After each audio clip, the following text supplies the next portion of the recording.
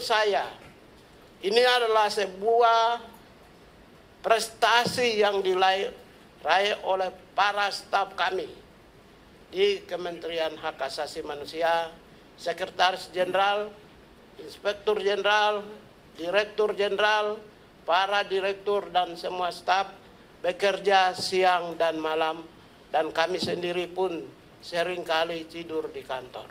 Sebut nama singkatnya, ya. Bapak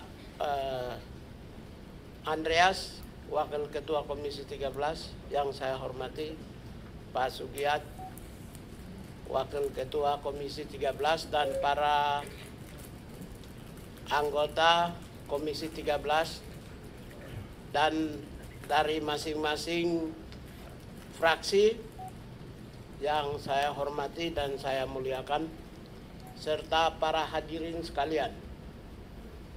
Saya merasa bangga dan bahagia dengan hari ini di hadapan bapak-bapak, ibu-ibu sekalian, ya, karena kita bisa bertemu dalam suasana yang baik, tahun yang baru, tahun yang segar, juga untuk tahun yang dimana memberikan angin-angin perubahan bagi bangsa untuk 5 tahun yang akan datang. Yang kami hormati dan muliakan pimpinan, Bapak dan Ibu anggota Komisi 13 DPR RI, puji syukur kita panjatkan kepada Tuhan Yang Maha Esa, sehingga pada hari ini kami datang menghadiri undangan yang disampaikan kepada kami. Semoga rapat hari ini berjalan dengan baik, lancar, dan dapat memberikan kontribusi dan manfaat bagi bangsa dan negara.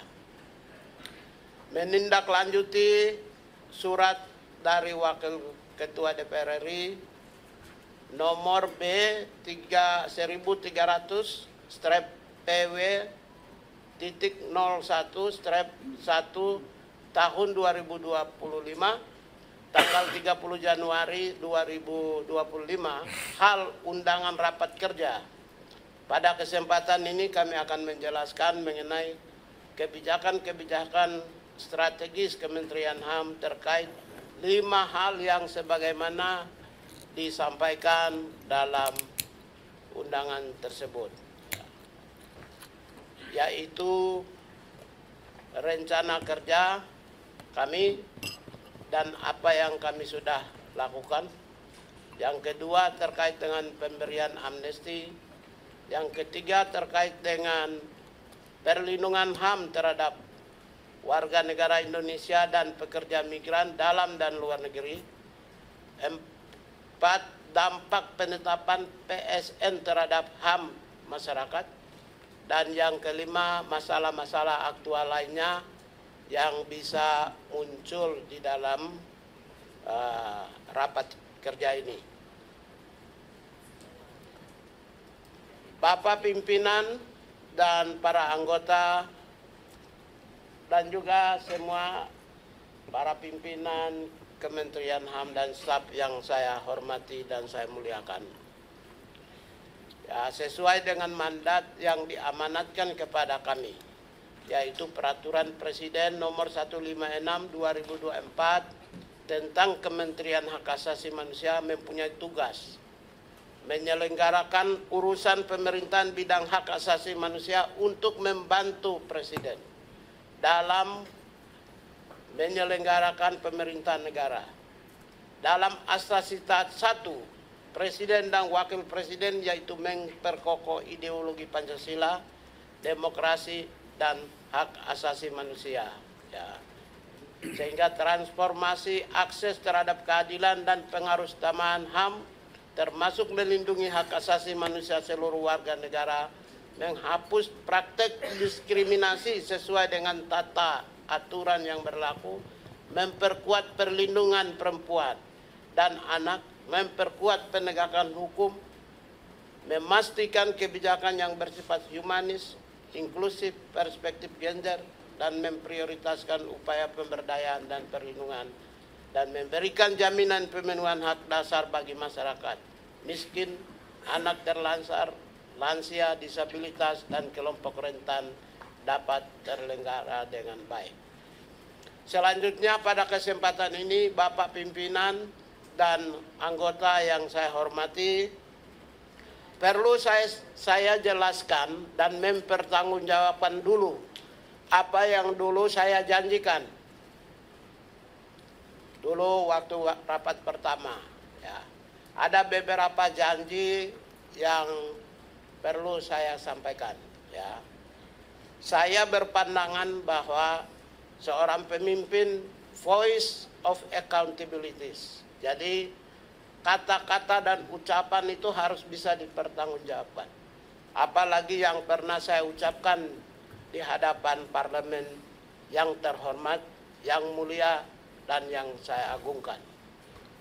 Yang pertama tentang Kementerian Hak Asasi Manusia adalah kementerian yang baru.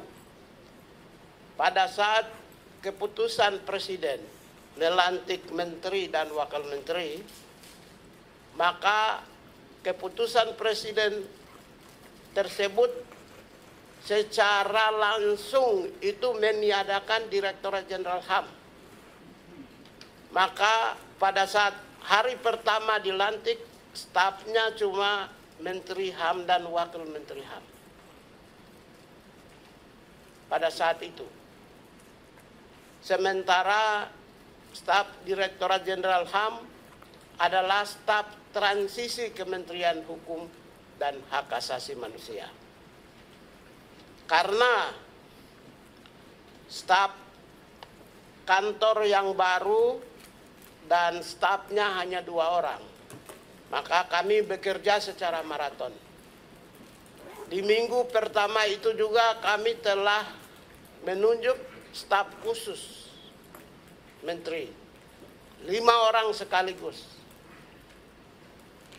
Minggu itu juga saya menunjuk pelaksana tugas harian, PLT, Sekjen, Dirjen, dan Inspektur Jenderal. Ya, karena berbasis pada keputusan Presiden 156. Jadi kami tidak menunda. Ya. Kemudian bulan November kami sudah menyelesaikan SOTK tentang Kementerian Hak Asasi Manusia. Dan tanggal 4 Desember 2024 ya SOTK untuk eselon 1, eselon 2, eselon 3 dan 4 saya selesaikan, Pak. Jadi Kementerian HAM adalah kementerian yang paling cepat menyelesaikan SOTK. Menurut Menpan RB. Ya, jadi saya mempertanggungjawabkan, saya menyatakan 2 minggu pun bisa saya selesaikan. Dan saya memang sudah selesaikan. Dan Desember 2024, bulan Desember 2024, Eselon 1, Sekretaris Jenderal, Inspektur Jenderal, Direktur Jenderal, Eselon 2, Eselon 3, Eselon 4, semua definitif. Jadi nggak ada lagi PLT, semua definitif. Artinya apa? Kami 6 atau 7 bulan lebih cepat dari target tim transisi, yaitu Juni 2025, kami sudah menyelesaikan Desember 2024. Ya, menurut saya, ini adalah sebuah prestasi yang diraih oleh para staf kami di Kementerian Hak Asasi Manusia, Sekretaris Jenderal, Inspektur Jenderal, Direktur Jenderal, para direktur dan semua staf bekerja siang dan malam, dan kami sendiri pun seringkali tidur di kantor. Hari ini saya tidak ingin membandingkan. Silakan bisa dilihat, kami adalah kementerian yang paling cepat menyelesaikan. Itu salah satu, menurut secara subjektif kami menilai itu sebagai sebuah kinerja yang baik. Terutama dalam penguatan kapasitas kelembagaan Kementerian Hak Asasi Manusia.